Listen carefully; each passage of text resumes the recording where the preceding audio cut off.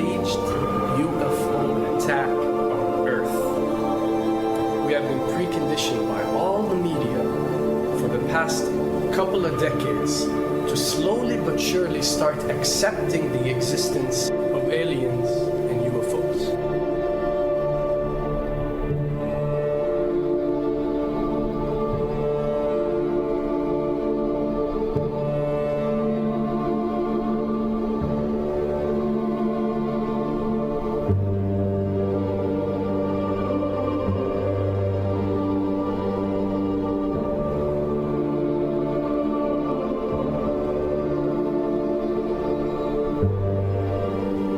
I can tell you right now that 99% of every UFO sighting that has ever taken place has actually not been an unidentified flying object, because this has always been military technologies.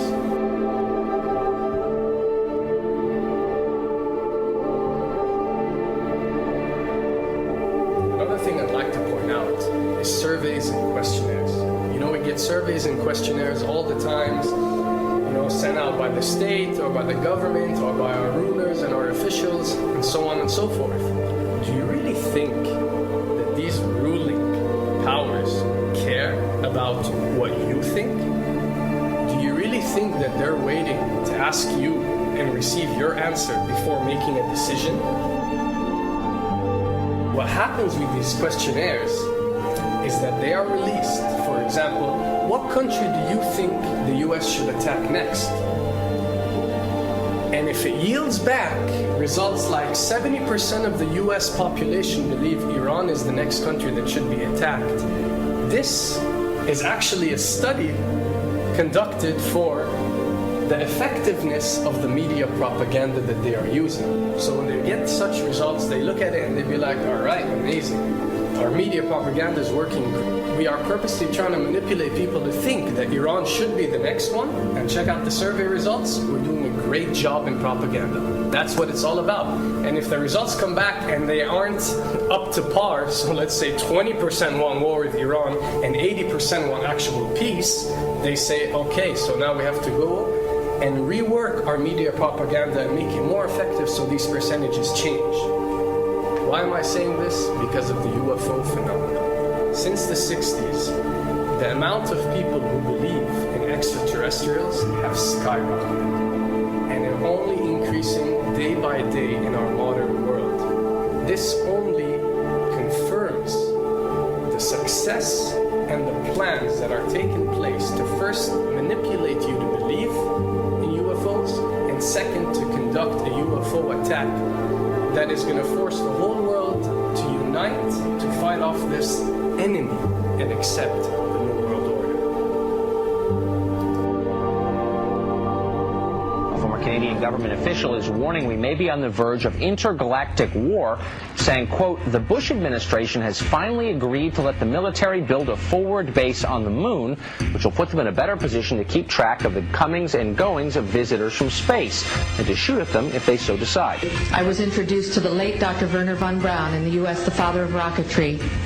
In my first meeting with him, during that first 3.5 hours, he said to me, Carol, you will stop the weaponization of space, because there is a lie being told to everyone that the weaponization of space is now first being based upon the evil empire, the Russians. There are many enemies, he said, against whom we're going to build this space-based weapon system, the first of whom was the Russians, which was existing at that time. Then there would be terrorists. Then there would be third world countries. Now we call them rogue nations or nations of concern. Then there would be asteroids.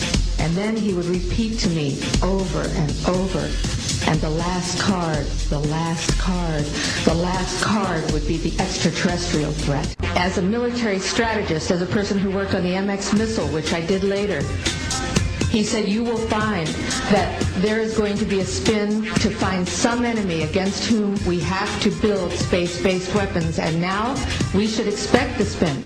And that's the formula, except that it's all based on a lie. A supersonic saucer. Called the Silver Bug, it was truly revolutionary. The plans show in detail a multi-jet engine craft that boasted amazing maneuverability and speed. It's an intriguing thought that this concept may tie in with the work of the German scientists who brought saucer technology to the US at the close of the Second World War. What was needed were certain cover stories. What do you do when people are spotting aircraft and then telling reporters that they've seen something very unusual flying out of an airbase in Nevada? And frankly, this was the origin of a lot of the sightings that took place in the mid-50s, 1954, 55, 56, of unidentified flying objects, the UFOs. So the CIA was involved in encouraging people to believe that, yes, they saw UFOs, and the CIA and the military tried to be very helpful to reporters to get these stories out, to divert the attention of the country, and particularly the people in this region, about what they had actually seen. Mexican Air Force pilots capturing on videotape what are said to be 11, count them, 11 UFOs. The Mexican Air Force has released a video that some of you are going to find difficult to believe. A journalist says it shows images of UFOs tracking a Mexican military plane. So what's the truth about UFOs? The story of successive attempts to develop radically new forms of flight, conducted under the strictest secrecy, is inextricably bound up with our relationship with UFOs over the last 60 years. Whether it's Allied pilots buzzed by strange balls of fire in 1942 or the Roswell incident 5 years later, there is a strong case to be made that secret military technology offers a convincing explanation for many UFO stories. Anytime the government has secrets that they can keep from us,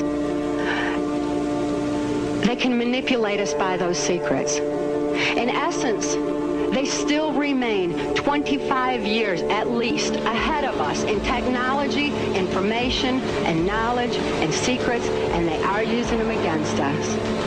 I heard over the years many times over that the plan to usher in the New World Order would be to make all the people in this country and around the world feel totally helpless to prevent the New World Order from occurring, this world dominance plan, by saying that we had been invaded by aliens, so that we would say, oh, please, UN, come in and help us all. So bear in mind that there is a planned orchestration to get people to be submissive through a secret technology and information that they're keeping from you under the blanket of the so-called National Security Act.